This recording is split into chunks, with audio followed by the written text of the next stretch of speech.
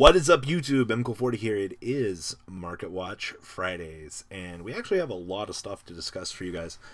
There's not a lot of new stuff. This is just going to be kind of like the penny stocks. There is one big card in here I do want to talk about, and we'll talk about that when we get there. But always, guys, make sure you slam the like button and tell me that you guys want the series to continue. We've been doing the OCG on Thursdays, and we've been doing Market Watch on Fridays, so this has become more of an custom series for this channel. So guys, remember, communicate things with me. Obviously, I won't cover everything in the week because I don't know everything in the week.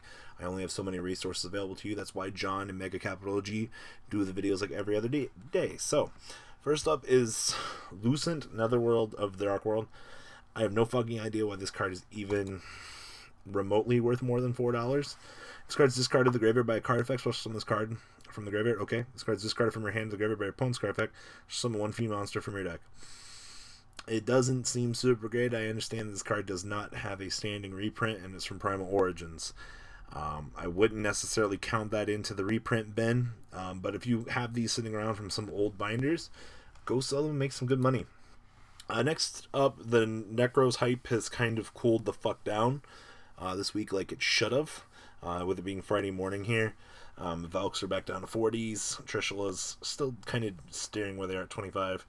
And the Bryonics cooled down at a nice 20. And then, of course, everything else in Necroz, kind of not spectacular. I've seen Necroz mirror slowly moving. That's just an odd anomaly, I think. But Necroz kind of staying where they are. Not much else.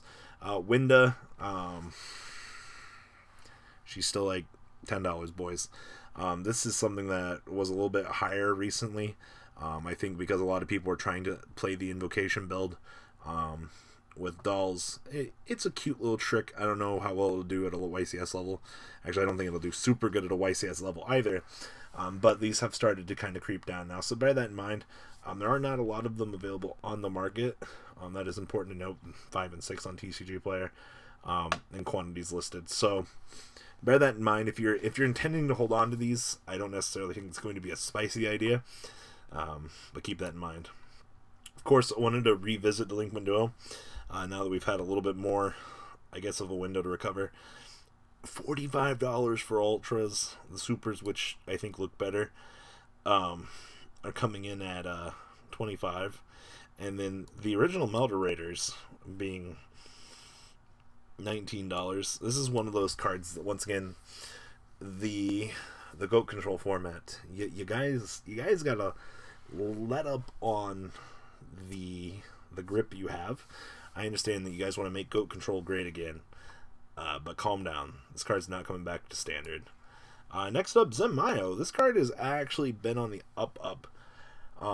I think this is an important one to make sure that you definitely have a copy of, because this card could reach some unparalleled heights.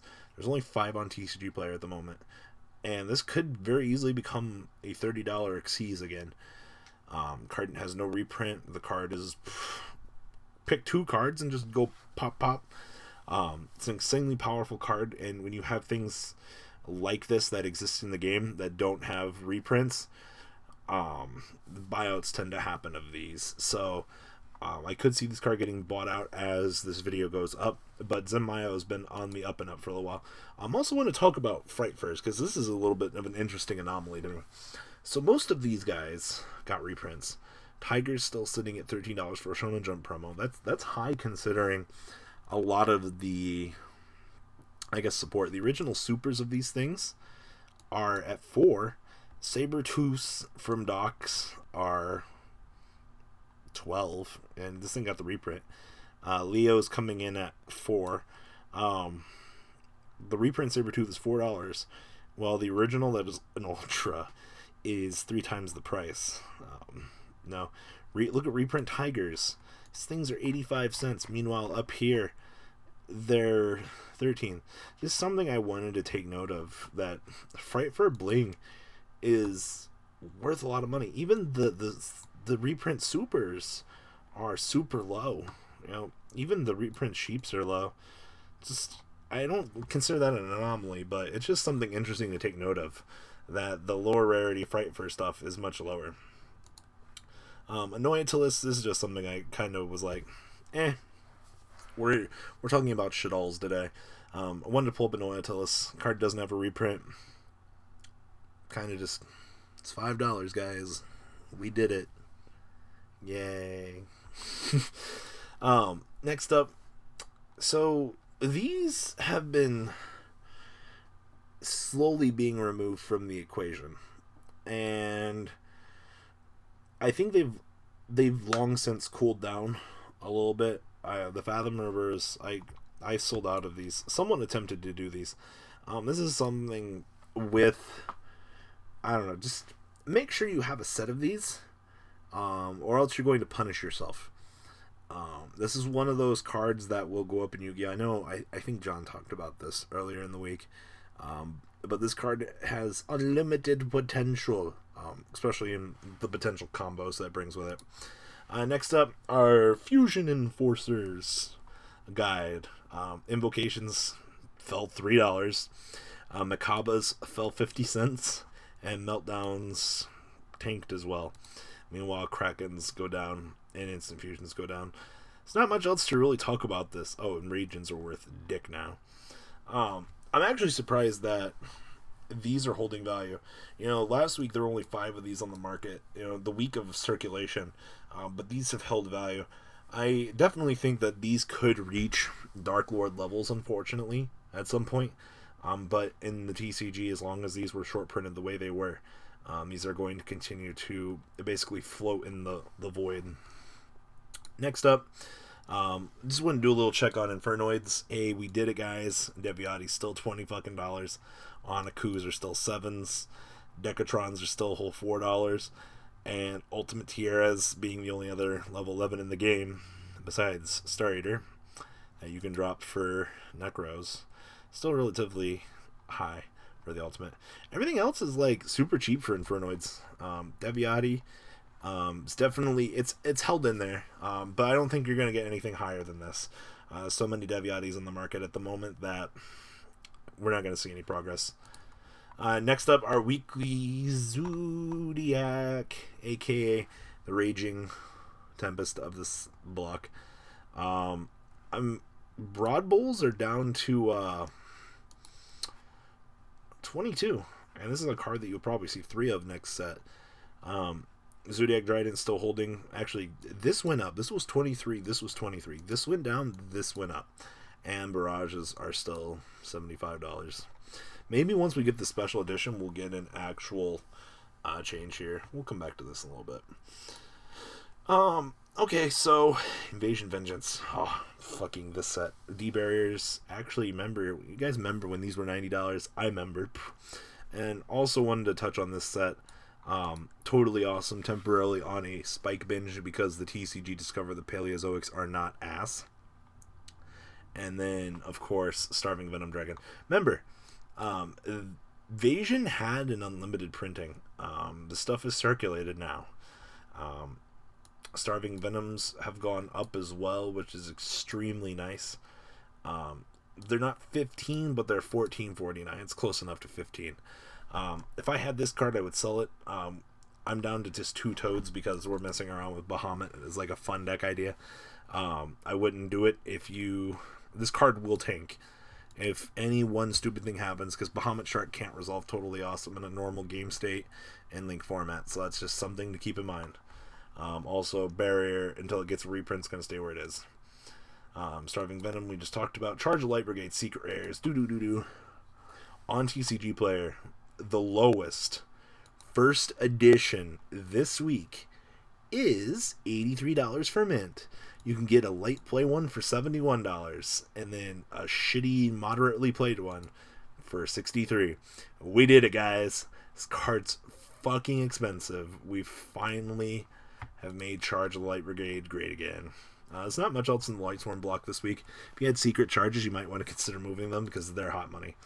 Alright, so the card of the week that I wanted to discuss.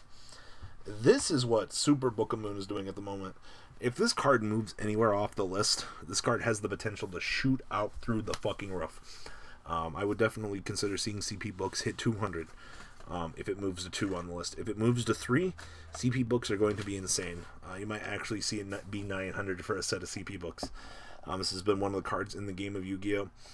That tends to come and go in terms of resource play. But if you guys intend to get books, just know that like this is what you're going to be dealing with. 120 for light play. That's just for English. You can go over here and get some of the crappy. You can get crappy ultras for 17, but in terms of bling, this is a ticking time bomb waiting to happen, and I definitely don't think it's going to be a pretty picture when it does. So this was the card I wanted to talk about this week, was Book of Moon and its adverse potential to explode.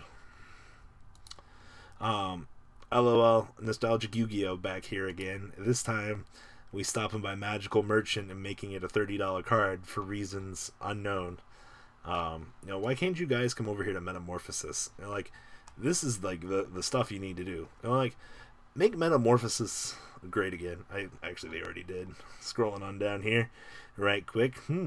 $97. Well played, guys. You guys have been busy.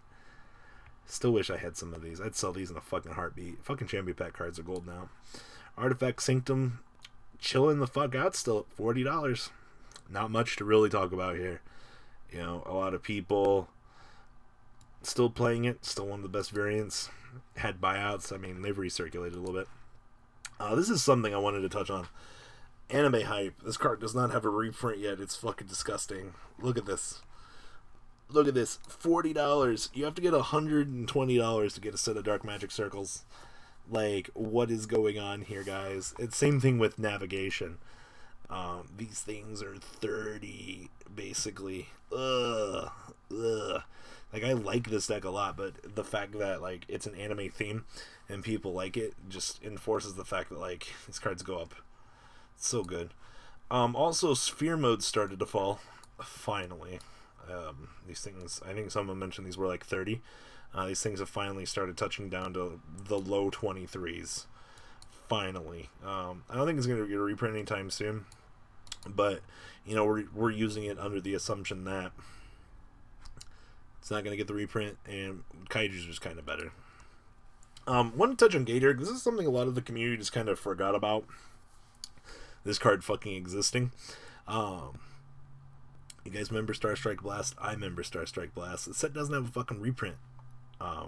Gator just kind of creeped his way up. He was one of those cards that creeped his way up a long time ago, and he's still here. Even like Ultimate Glow Bulbs, these aren't extremely bad. 22 for actually 24. Shooting Star Ghost. I would expect these to be more. Hell, even like Ultimate Tunings are not super bad. Star Strike wasn't a terrible set. In terms of things, but Gatorg is one of those cards. It's like, if you still have one for some reason, drop it. I'm only touching on heroes this week because meanwhile, like, Frightfur bling is going up. Its brother heroes have kind of calmed down. 20s for Ultimate Bubble Mans is not bad. Hero Lives over here, coming in at fucking Unlimiteds for $17. Hero Bling, like, you've had like 8 million chances to pick this shit up. May as well pick it up now. It's on the low. It can't be wrong anymore. Alright, so as I was talking about Burial earlier, this card looked like it had a buyout. This card's been creeping up pretty hard. It's been seeing a lot more play with Fluffles lately. Good old Frightfurs. Definitely something to keep in mind, that this card is on the rise. You might be able to hold out until they reach 20s. There's only a page and a half left of them. We might get there. I don't know if I'd want to take the risk. I mean, you're literally up to penny stocks, like $3 at the moment. Silent Magician also, this one creeped up on me. I listed mine for 10s. I was like, they won't sell. And then this card's fucking $12. This card does nothing super relevant. I think it's just the fact that it's from the Duels Pack, Rivals of the Pharaoh. And once again, it's Spellcaster support, so you gotta love the anime stuff. As we're gonna start, like, kind of wrapping up here a little bit, you guys remember when this card was expensive like a month ago? I remember. This is the result of when hype just falls out and people dig theirs out of their closet. Kind of like put up an initial flare that says this card is tanking. Card has done its job. Hanko Chow did wonderful with it, but I think it's time to put Chaos Force away. So if you guys have these, drop them off now. Yes, I forgot about this. Spellbooks. Much like everything else in the game, in terms of bling that is getting absorbed, spellbooks are one of the things that a lot of the community really hasn't touched on. Look at the numbers of these available at the moment. There's not a lot of powers. There's not a lot of secrets on the market in terms of ultimates. It's just a frightening realization that these could get bought out sometime in the near future and trigger a massive event because of what is here. And then, of course, High Priestess of Prophecy. Still surprised that these are $7, $7, $8. You know, these creeped up from where they were. I think I remember seeing these at $3s. So, spellbook stuff's making progress. And then, of course, the last thing this week is a little pull down of DR4. Gotta love fucking spreadsheets of this. Terrain Affinity is still stupid. Exurion's still hitting its mark where it should be. Dragon's Mirror. Bountiful Artemis. Of course, these are lower than they used to be. Macrocosmos 24. DD Assailant here chilling at the $100 mark. I have 3 of these because I used to play them in gadgets. Whoever knew that DR4 stuff could be like crack. Of course, the Icarus attacks that looked phenomenal. I don't know why the fuck there's only... Hey guys, if you have Elemental Hero Tempest from DR4, time to sell. One Cyber Bear. I think a lot of people cleaned out a lot of the rares from this set because of what they were. Of course, Treeborn Frogs, Karma Cuts, Cyber Dragons. Wow, even the Doom Lords are money at the moment. Same thing with Banishers. This set always never fails to amuse me. This is a good card right here. This would be... Like, the fact that this card has a DR4 printing and hasn't been bought out yet is a very significant warning to people. So, make Positive Avarice good again. So guys, obviously in the Market Watch, we do not get to cover everything this week. I did a little bit more this week than I wanted to, but it is all for good terms. Remember guys, slam the like button, in the words of Yugioh no, dick slap it if you have to. Leave a comment down below, communicate with what we might have missed. And I'm out, guys. Deucerinos. Until next week. That's not all, folks. Please subscribe if you enjoyed this video. Please check out my Cardfight Vanguard channel, VanCole40. You guys will get an insight on our playtesting sessions. And please check out the Zodiac Duelist TV Twitch stream. That way you guys can follow the House of Champions and MCole40 interactions. Please check out MCole Games for all of your guys' trading card game needs. And if you guys enjoyed this content, please check out my Patreon in the description. Every bit helps to the creation of these videos. One step at a time in improvement, and that's the goal of this channel. Alright guys, have a good time, and thanks for watching.